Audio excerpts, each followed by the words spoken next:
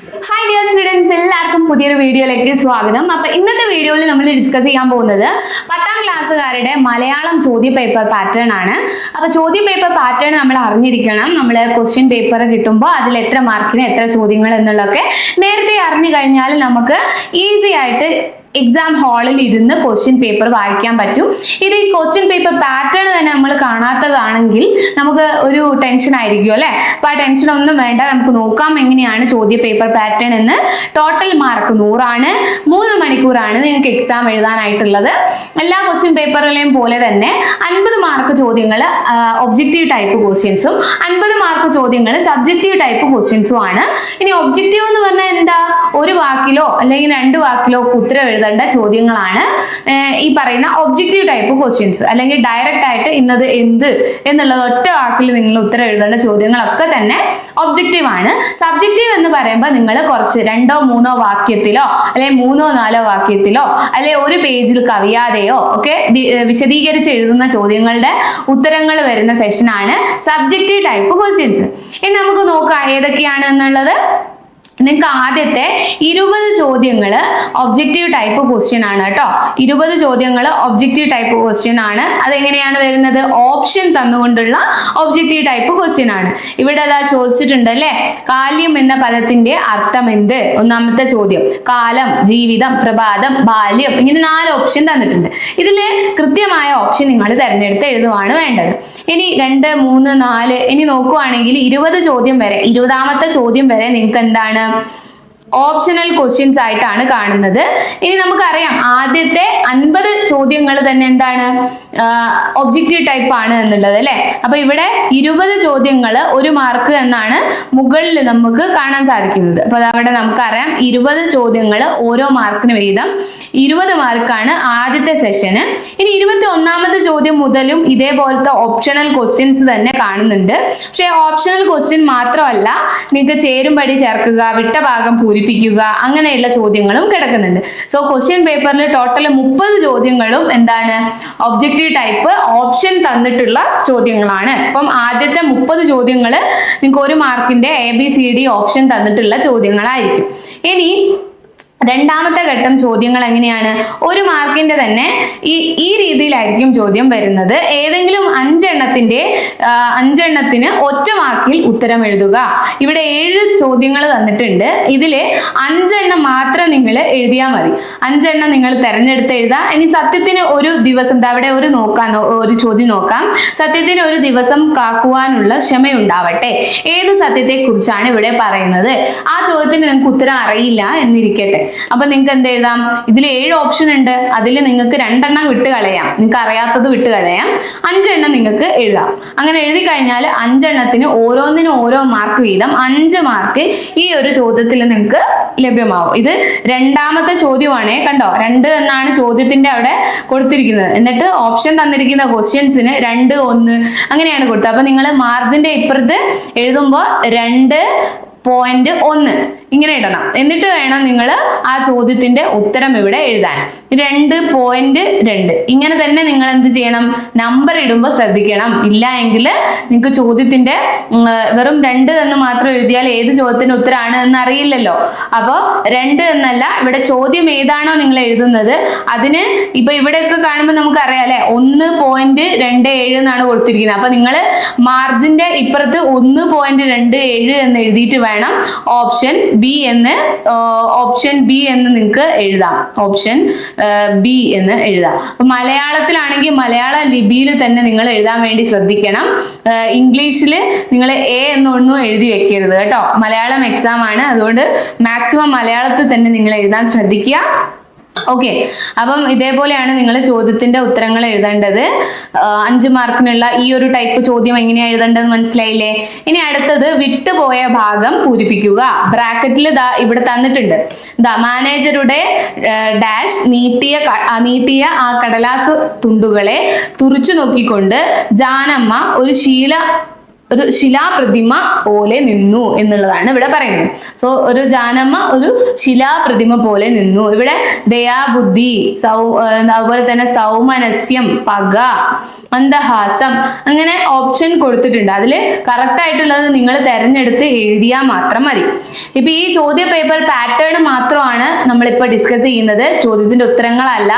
അപ്പം ചോദ്യ paper completely നിങ്ങൾക്ക് ഡിസ്കസ് ചെയ്ത് അതിന്റെ ഒരു ഡിസ്കഷൻ വീഡിയോ ആയിട്ട് നിങ്ങൾക്ക് മുന്നിൽ വരുന്നത്, അല്ലെങ്കിൽ ലൈവ് റിവിഷൻ ക്ലാസ്സുമായിട്ട് നിങ്ങൾക്ക് മുന്നിൽ വരുന്നത് നിങ്ങളെ ഓരോ സബ്ജക്ട് ടീച്ചേഴ്സ് ആയിരിക്കും. ഇപ്പൊ മലയാളത്തിലാണെങ്കിൽ ആർദ്ര മിസ് അല്ലെങ്കിൽ സ്നേഹ മിസ് ആയിരിക്കും നിങ്ങൾക്ക് മുമ്പിൽ ക്ലാസ് ആയിട്ട് വരുന്നത് കേട്ടോ. ടീച്ചേഴ്സ് തന്നെയാണ് നിങ്ങൾക്ക് എക്സാമിന്റെ ചോദ്യ പേപ്പർ ഡിസ്കഷനുമായിട്ട് വരുന്നത്. സോ നമ്മള് ഇങ്ങനെയാണ് ചോദ്യം. മൂന്നാമത്തെ ചോദ്യം എന്താണ്? വിട്ടുപോയ ഭാഗം ബ്രാക്കറ്റിൽ നിന്ന് എഴുതുക എന്നുള്ള ചോദ്യമാണ്. മനസ്സിലായിട്ടുണ്ടാവുമല്ലോ. നാലാമത്തെ ചോദ്യവും നേരത്തെ പറഞ്ഞ പോലെ ഏതെങ്കിലും 5 എണ്ണത്തിന് ശരിയോ തെറ്റോ എന്ന് എഴുതുക എന്നുള്ളതാണ്. ഓരോന്നും ശരിയോ തെറ്റോ എന്ന് എഴുതി കഴിഞ്ഞാൽ ഓരോന്നിനും നിങ്ങൾക്ക് ഓരോ മാർക്കാണ് കേട്ടോ. അപ്പം കാല്യം പോലെ മനോഹരമായ ബാല്യമാണ് VT ഭട്ടതിരിപ്പാടിന് ഉണ്ടായിരുന്നത് എന്നുള്ളതാണ്. അപ്പൊ VT ഭട്ടതിരിപ്പാടിന് ഉണ്ടായിരുന്ന ആ ഒരു സംഭവം ഇത് കറക്റ്റ് ആണ് എന്നുണ്ടെങ്കിൽ നിങ്ങൾക്ക് എന്താണ് ആൻസർ എഴുതുമ്പോൾ 4.1 എന്ന് എഴുതുക. എന്നിട്ട് തെറ്റാണെങ്കിൽ തെറ്റ് എന്ന് എഴുതുക. ഇനി 4.2 എന്ന് എഴുതുക. ശരിയാണെങ്കിൽ ശരി എന്ന് എഴുതുക. ഇങ്ങനെ എഴുതിയാൽ മാത്രം മതി ആൻസർ. ഓക്കെ, അപ്പൊ ഇങ്ങനെയാണ് നിങ്ങൾ ആൻസർ എഴുതേണ്ടത്. ഇനി അടുത്ത 5ാമത്തെ ചോദ്യം ചേരുംപടി ചേർക്കുക എന്നുള്ള ചോദ്യമാണ്. ജസ്റ്റ് ഇതവിടെ കുഞ്ഞുണ്ണി, അതുപോലെ കുഞ്ചൻ നമ്പ്യാര്, അതുപോലെ ONV കുറുപ്പ്, കുറ്റി പെൻസിൽ, എഴുത്തച്ഛൻ, എങ്ങനെ ഓരോന്നിനും ചേരുന്നവ നിങ്ങൾ ചേർത്തി എഴുതുകയാണ് വേണ്ടത്. ചേരുംപടി ചേർത്തുക. 5 എണ്ണം എഴുതിയാൽ മതി. ഇവിടെ 8 എണ്ണം തന്നിട്ടുണ്ട് കണ്ടോ, 7, 8, 6 ഒക്കെ. ഇതിൽ എത്ര എണ്ണമാണ് നിങ്ങൾക്ക് അറിയുന്നതിനെ മാത്രം തിരഞ്ഞെടുത്ത് എഴുതാനുള്ള ഒരു ഓപ്ഷൻ ആണ് ഇവിടെ നിങ്ങൾക്ക് വരുന്നത്. അപ്പൊ നിങ്ങൾ ഈ ചേരുംപടി ചേർക്കുകയൊക്കെ പട്ടിക വരച്ച് എഴുതേണ്ടതുണ്ടോ എന്ന് കുട്ടികൾ ചോദിക്കാറുണ്ട്. പട്ടിക ഒന്നും വരയ്ക്കേണ്ട ആവശ്യമില്ല. ജസ്റ്റ് നിങ്ങൾ ഇതാണ് നിങ്ങളുടെ ചോദ്യ പേപ്പറിന്റെ മാർജിൻ എങ്കിൽ ഇവിടെ 5 എന്ന് എഴുതിയിട്ട് ജസ്റ്റ് 5.1 ഒരു വര ഇട്ടതിന് ശേഷം എന്താണ് ONVന്റെ നേരെ വരുന്നത് ഒരു ഹൈഫൺ ഇടുക. എന്നിട്ട് നിങ്ങൾ ആ ഒരു ഹൈഫൺ ഇട്ടിട്ട് അവിടെ കുഞ്ചൻ നമ്പ്യാർ എന്നാണ് വരുന്നതെങ്കിൽ കുഞ്ചൻ നമ്പ്യാർ എന്ന് എഴുതുക. ഇങ്ങനെ എഴുതി വെച്ചാൽ മതി. 5.2 ഇതുപോലെ നിങ്ങൾ ഇങ്ങനെ എഴുതി വെക്കുക കേട്ടോ. ഇതേപോലെ എഴുതിയാൽ മാത്രം മതി. അല്ലാതെ നിങ്ങൾ പട്ടികയും ചാർട്ടും ഒന്നും വരയ്ക്കേണ്ട ആവശ്യമില്ല. അതൊക്കെ നമുക്ക് ടൈം കൺസ്യൂമിങ് ആയിട്ടുള്ള കാര്യങ്ങളാണല്ലോ. അപ്പൊ അതൊന്നും ചെയ്യേണ്ടതായിട്ട് വരുന്നില്ല. സോ ഇതാണ് ചേരുംപടി ചേർക്കുക എന്ന് പറയുന്ന ക്വസ്റ്റ്യൻ. ഇനി അടുത്തത് ഏതെങ്കിലും 5 എണ്ണത്തിന് പകരം പദം എഴുതുക. പകരം പദം എഴുതുക. ഇതൊക്കെ സെയിം നമ്മളെ ഏപ്രിൽ ബാച്ചിൽ വന്ന അതേപോലെ തന്നെ ഉള്ള ക്വസ്റ്റ്യൻ ആയിരുന്നു ഒക്ടോബർ ബാച്ചിലും വന്നിട്ടുണ്ടായിരുന്നത്. നിങ്ങൾക്ക് ക്വസ്റ്റ്യൻ പേപ്പർ എടുത്തു നോക്കിയാൽ അറിയാൻ പറ്റും.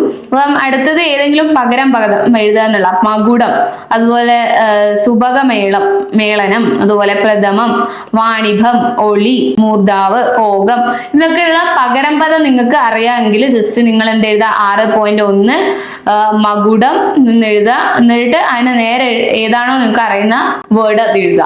ഓക്കെ, ഇനി അങ്ങനെയാണ് എഴുതേണ്ടത്, ഉത്തരം എഴുതേണ്ടത്. ഇനി ചേർത്ത് എഴുതുക എന്ന് പറയുന്ന ക്വസ്റ്റ്യൻ ആണ് 7ാമത്തത്. ഇതേ ടൈപ്പ് ക്വസ്റ്റ്യൻസ് വന്നിട്ടുണ്ട് കേട്ടോ ഇപ്പൊ ഈ ഒക്ടോബർ ബാച്ചിനും. അതുകൊണ്ട് തന്നെ നിങ്ങൾ ശ്രദ്ധിക്കുക, ഇതേപോലത്തെ ക്വസ്റ്റ്യൻ ഉണ്ടാവും.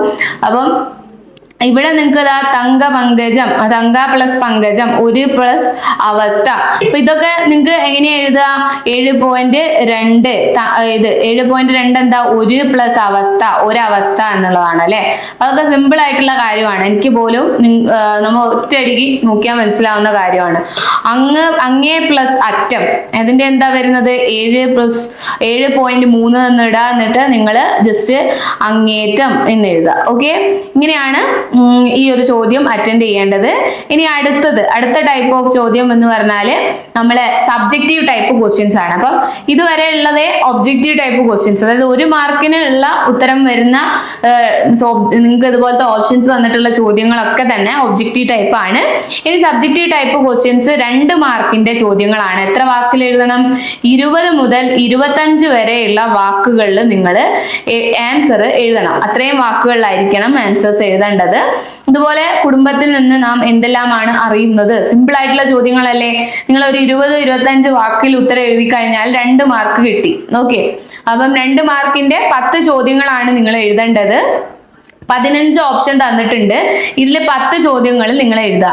ഇനി അടുത്തത് 5 മാർക്കിന്റെ 5 എണ്ണം എഴുതേണ്ടതാണ്. 3 മാർക്കിന്റെ 5 എണ്ണമാണ് നിങ്ങൾ എഴുതേണ്ടത്. 8 ചോദ്യങ്ങൾ ഇവിടെ തന്നിട്ടുണ്ട്. അതിൽ നിങ്ങൾ 5 എണ്ണം മാത്രം എഴുതിയാൽ മതി കേട്ടോ. 3 മാർക്കിന് 5 എണ്ണമാണ് എഴുതേണ്ടത്. കേരളീയ കലകളിൽ തുള്ളലിന്റെ സ്ഥാനവും സവിശേഷതകളും എന്തെല്ലാം, ഇതുപോലത്തെ സിമ്പിൾ ആയിട്ടുള്ള ചോദ്യങ്ങളാണ്. അത് നിങ്ങൾ എഴുതേണ്ടത് 40 മുതൽ 45 വാക്കുകളിലാക്കിയിട്ടാണ് എഴുതേണ്ടത് കേട്ടോ. അതുപോലെ തന്നെ ഇനിയാണ് നമ്മുടെ എസ്സേ ടൈപ്പ് ക്വസ്റ്റ്യൻ. 5 മാർക്കിന്റെ 3 ചോദ്യങ്ങളാണ്. നിങ്ങൾക്ക് ഇവിടെ ഓപ്ഷൻസ് 6 ചോദ്യങ്ങൾ തന്നിട്ടുണ്ട്. അതിൽ നിങ്ങൾക്ക് അറിയുന്ന 3 എണ്ണമാണ് എഴുതേണ്ടത്.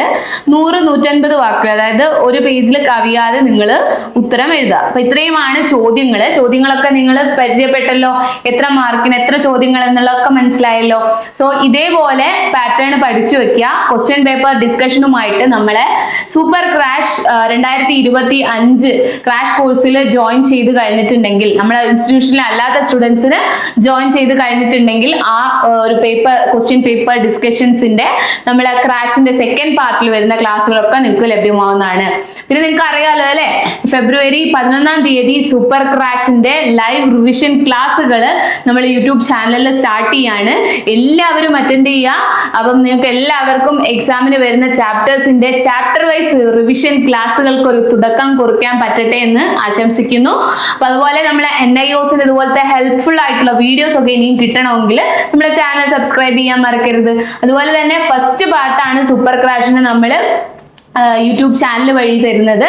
സെക്കൻഡ് പാർട്ടുകൾ സൂമിലായിരിക്കും. കാരണം അത് കുട്ടികൾക്ക് സംശയങ്ങളൊക്കെ ഡയറക്റ്റ് ചോദിക്കുകയും ഇന്ററാക്റ്റീവ് ആയിട്ട് കുറച്ചുകൂടെ നമുക്ക് കാര്യങ്ങളൊക്കെ വിശദീകരിച്ച് ടീച്ചേഴ്സിന്റെ അടുത്ത് നേരിട്ട് നിങ്ങൾക്ക് ചോദിച്ചൊക്കെ അനലൈസ് ചെയ്യാനുള്ള രീതിക്കാണ് നമ്മൾ സെക്കൻഡ് പാർട്ടുകളൊക്കെ സൂമിലാക്കിയിട്ടുള്ളത്. സോ ആ സൂമിലാക്കുമ്പോഴും നിങ്ങൾക്ക് കിട്ടണമെങ്കിൽ ജസ്റ്റ് സൂപ്പർ ക്രാഷിൽ ജോയിൻ ചെയ്താൽ മതി. താഴെ കാണുന്ന ഏത് ബ്രാഞ്ചിന്റെ നമ്പറിലും നിങ്ങൾക്ക് വിളിച്ച് കോൺടാക്ട് ചെയ്ത് അഡ്മിഷൻ എടുക്കാവുന്നതാണ്. അപ്പൊ അതുപോലെ ഈ എക്സാമിന് പ്രിപ്പയർ ചെയ്യുമ്പോൾ നിങ്ങൾക്ക് ഇപ്പം മെറ്റീരിയൽസ് ഒക്കെ അത്യാവശ്യമായിരിക്കും അല്ലെ.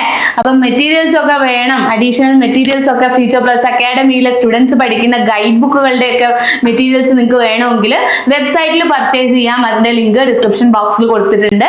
ഇനി അതല്ല, നിങ്ങൾക്ക് ഹാർഡ് കോപ്പി ആണ് നമ്മളെ ഗൈഡ് ബുക്കിന്റെ വേണ്ടതെങ്കിൽ അതിന്റെ ഹാർഡ് കോപ്പീസ് നിങ്ങൾക്ക് ഇപ്പോ ഫ്ലിപ്കാർട്ടിലും ആമസോണിലും ഒക്കെ അവൈലബിൾ ആണ്. പിന്നെ നമ്മൾ അടുത്തൊരു വീഡിയോ ആയിട്ട് കാണാം. ഇനി ഇതുപോലെയുള്ള വീഡിയോസ് ഒക്കെ കൃത്യമായിട്ട് നോട്ടിഫിക്കേഷൻ ആയിട്ട് നിങ്ങളിലേക്ക് എത്തണമെങ്കിൽ നമുക്കൊരു all Kerala WhatsApp and Telegram group ഉണ്ട്. അതിന്റെ ലിങ്ക് ഡിസ്ക്രിപ്ഷൻ ബോക്സിൽ കൊടുക്കുന്നുണ്ട്. ഇനി നിങ്ങൾക്ക് ഈ ഒരു ക്വസ്റ്റ്യൻ പേപ്പർ പാറ്റേണിൽ എന്തെങ്കിലും കാര്യങ്ങൾ സംശയമായിട്ടുണ്ടെങ്കിലോ അല്ലെങ്കിൽ നിങ്ങളുടെ അഭിപ്രായങ്ങളോ ഒക്കെ നിങ്ങൾക്ക് കമന്റ് ആയിട്ട് ഇടാവുന്നതാണ്. അതുപോലെ തന്നെ നിങ്ങളുടെ എക്സാമിന് പ്രിപ്പയർ ചെയ്യുന്ന സുഹൃത്തുക്കൾക്ക് നമ്മുടെ വീഡിയോ മാക്സിമം ഷെയർ ചെയ്ത് കൊടുക്കുക. സോ അടുത്ത വീഡിയോ ആയിട്ട് കാണാം. Thank you.